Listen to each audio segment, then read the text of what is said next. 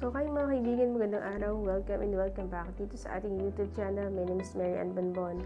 For today's video mga kaibigan, ituturo ko sa inyo paano tayo mag-send ng star sa mga content creator.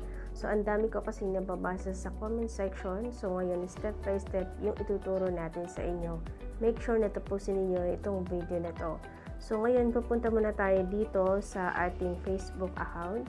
So kapag dito na tayo, syempre maghahanap na kayo ng content creator na papasahan ninyo ng star. Okay? For example, eto, dito na lang sa account natin. Hanapin natin dito yung mga post natin na kung pwede tayo magpasa ng star sa ating picture. So, okay, for example, eto. Ayan, makikita po ninyo, di ba dyan, send a gift. Okay, click lang natin yan. Okay, so pagkatapos dito mga kaibigan, pag dito na po tayo, di ba makikita natin, eto yung sa taas ay 0. So, ibig sabihin wala tayong star. So, ang gagawin natin para magkaroon tayo niyan, click lang natin yan. Okay.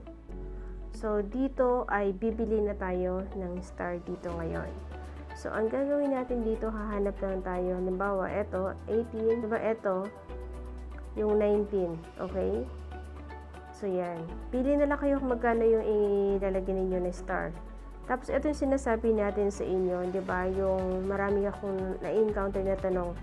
Okay? Pag na-click nyo to, automatic po yung Gcash ninyo nandyan, di ba?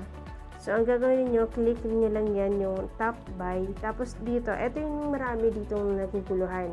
So, kasi ano daw yung password na ilalagay. So, ito sa akin kasi naka-fingerprint.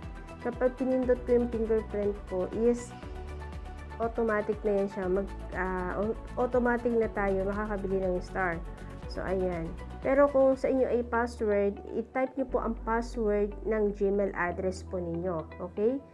Ita-type niyo ang password ng Gmail address. Okay? So, ngayon, click nyo lang yung yes or no thanks na lang. Tapos, okay. Ayan, hintayin lang natin.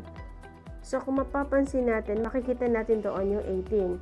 So, ngayon, ang gagawin natin, para kunwari isasend natin yung lahat doon, kiklik natin to. Ayan. Wait lang. Click muna natin tong custom. Tapos, ilalagay natin dito yung 18. Ganyan. Kasi 18 yun, diba? Tapos, click natin confirm. Ang gagawin natin, click send.